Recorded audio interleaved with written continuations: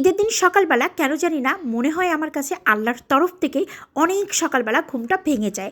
একদম ভোর ৫টার দিক ঘুম থেকে উঠে আমরা সবাই মিলে নামাজ কালাম পড়ে ঠিক ৬টার দিকে বাসার নিচে নামলাম আমাদের হাম্বাটাকে দেখার জন্য। হ্যালো এভরিওয়ান, আসসালামু আলাইকুম। আশা করি সবাই ভালো আছেন। আলহামদুলিল্লাহ, আল্লাহর রহমতে আমরাও ভালো আছি। ওইদিকে সকালবেলা ঘুম থেকে ওঠার পরপরই আম্মু সিমাই রান্নাটা কমপ্লিট করে ফেলছে, মিষ্টি জাতীয়। আর এইদিকে আবার আমি বসে পড়লাম খুব সুন্দর করে খিচুড়িটা রান্না করার জন্য। কারণ কি কুরবানি ঈদে স্পেশালি মিষ্টি জাতীয় কোনো খাবার সকালের দিক খাওয়া যায় না। তার কারণ নানান ধরনের কাজের প্রেশারটা বেশি থাকে। তার জন্য আমরা ভুনা খিচুড়ি তৈরি করে রাখলাম। আর এইদিকে আবার আমাদের কষার জন্য খুব সুন্দর করে নাস্তাটা প্রিপারেশন নিয়ে নিলাম। কারণ ওইদিকে আমাদের গরুটা আসলে কুরবানি হয়ে গেছে। আর আব্বু ফোন দিয়ে বলছে যে একদম খুব সুন্দর করে নাস্তা নিয়ে আসো। তার জন্য বিস্কুট, সিমাই আর মোজোটা নিয়ে আমি চলে আসছি নিচে। আসার পরে দেখি অলরেডি আমাদের গরু কুরবানিও হয়ে গেছে আর অলরেডি মাংসটা কাটাকাটি পর্ব চলতেছে। এইদিকে আবার নাফিসাপুরি এত ছোটো নানাভাই দুষ্টুমি করতেছে অনেক বেশি। তার কারণ নাফিসাপুরির নানাভাই তাকে 200 টাকা ঈদ সালামি দিছে।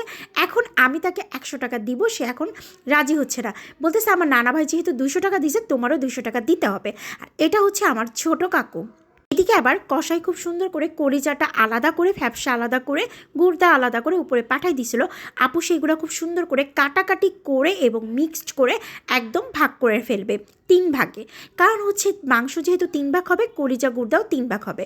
ওইদিকে আবার আমার ভাগের কলিজাটা আম্মু নিয়ে সর্বপ্রথম ধুয়ে পরিষ্কার করে খুব সুন্দর করে রান্নাটা কমপ্লিট করছিল। তার কারণ এইদিকে আবার আমরা সকালের নাস্তাটা কমপ্লিট করতেছিলাম ভুনা খিচুড়ির সাথে কলিজা দিয়ে। কারণ এইটা আমরা প্রতি বছরই করি, কারণ একদম পারফেক্টভাবে কমপ্লিট হয়ে যাবে খাওয়া দাওয়া। নিজেদের যে ভাগটা থাকে ওই ভাগ থেকে আমি খুব সুন্দর করে 10 কেজি গরুর মাংস নিয়ে ধুয়ে পরিষ্কার করে একদমই হাতে মাখিয়ে গরুর মাংসটা বসাই দিব।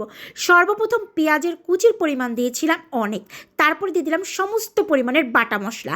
আর আজকে আমি আরেকটু ট্রাই করছি স্পাইসি করার জন্য হালকা পরিমাণের, যদিও বেশি স্পাইসি করব না কারণ আমার বাবা খাবে। আমার বাবা আবার স্পাইসি একদমই খেতে পারে না। আর এইভাবে মাখা করে কুরবানির গোশত রান্না করলে আসলে অনেক বেশি স্বাদ এবং মজা হয়। অন্য দিন যতই গরুর মাংস রান্না করি না কেন, তবে কুরবানির গরুর মাংস রান্না করার স্বাদটা অন্যরকম একটা স্বাদ হয় এবং অনেক বেশি মজাও হয়। পরিমাণ মতন সব কিছু দেওয়ার পরে আস্ত মশলা দিয়ে দিলাম, দিয়ে খুব ভালো করে কিন্তু এখন মাখা করে নিব। মাখা করতেছি খুব সুন্দর করে, আসলে আমি হাতে চটকায় মাখাইতেছি। এইভাবে মাখাইলে গরুর মাংসর টেস্ট একদম দ্বিগুণ হয় এবং মেহেজাবিন না খুবই বেশি পছন্দ করে, সাথে আমার আম্মুও। আর নাফিসা বুড়িও আমার হাতের গরুর মাংস অনেক পছন্দ করে। আর আমার বড় বোন কিন্তু আমার থেকেও ভালো রান্নাবাড়া করে। তারপরেও কেন জানি না আমার বড় আপু বরাবরই আমার হাতের গরুর মাংসটা বেশি পছন্দ করে। এইদিকে বাসায় গরুর মাংস চলে আসার পরপরই মাপঝাপের কাজ শুরু হয়ে গেল। তার কারণ এখন মাপ দিয়ে দেখতে হবে যে কয় মণ মাংস হলো এবং 3 ভাগে ভাগ করতে হবে। যদিও আমার ভাগের থেকে মাংসটা আমি আগেই কিছুটা নিয়ে রান্নাকে চাপিয়ে দিছি, যখন মাপামাপি হবে তখন আবার আমার ভাগের মাংস থেকে কিন্তু 10 কেজি মাইনাস হয়ে যাবে। তার কারণ যেহেতু আমার চাচ্চু আসছে, সে আবার খাওয়া দাওয়া করে চলে যাবে, এই জন্য তাড়াহুড়া করে মাংসটা বসাই দিলাম। অলরেডি আলহামদুলিল্লাহ আমার মাংসটা কষানো হচ্ছে। নাড়াচাড়া করে খুব সুন্দর করে ঢেকে আবার চলে আসলাম আমাদের ডাইনিং রুমে। আসার পরে আপুকে দেখতেছিলাম, আপু সমস্ত কাজ খুব সুন্দর করে গুছায় করতেছিল। আসলে একটা বড় বোন থাকা মানে ভাগ্যের বিষয়, এটা আমি সবসময়ই বলবো। এদিকে আবার মেহেজাবিন খুব সুন্দর করে কাউন্ট করে সব কিছু লেখালেখি করতেছে। কয় কেজি গোশ, কয় কেজি হাড্ডি, কয় কেজি কলিজা, মাথার মাংস, এগুলো আলাদা আলাদা করে ভালো করে লিখতেছে।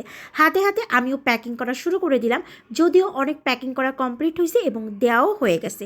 এদিকে প্যাকিং কমপ্লিট করার পরই রান্নাঘরে এসে দেখি রান্নার শুকুর আলহামদুলিল্লাহ কমপ্লিট হলো। তারপরে সারাদিন পরে কাম কমপ্লিট করে খাওয়া দাওয়া করতে বসে পড়লাম। যে আলহামদুলিল্লাহ আল্লাহর রহমতে খুব সুন্দর করে গরুর মাংস রান্নাটা কমপ্লিট হলো। সত্যি কথা বলতে কোরবানির গোশত না খুব তাড়াতাড়ি রান্না হয় এবং অনেক সফট হয় এবং খেতে অন্য দিনের থেকেও আজকে বেশি মজা হবে। যাই হোক, সারাদিনের কষ্ট শেষে যে তৃপ্তির একটা ঠেকুর তুললাম, এটাই অনেক বেশি। সবাই আমাদের জন্য দোয়া করবেন, আমরাও সবসময় আপনাদের জন্য দোয়া করি। সবাইকে জানাই ঈদের শুভেচ্ছা। আল্লাহ হাফেজ।